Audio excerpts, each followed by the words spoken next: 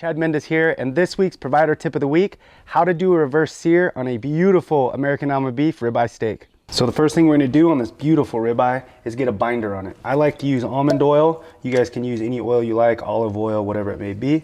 We'll go ahead and coat this outside. So my go-to seasonings for any red meat is a 50-50 blend of our Fowl Life and our drop tine. All right, we're gonna smoke this bad boy at 220 till the internal temp hits 120, and then we're gonna make the magic happen in the cast iron. Ooh. So the reason why we cook these low and slow is it really breaks down the muscle fiber, which leaves it really tender and keeps it really juicy with that smoke.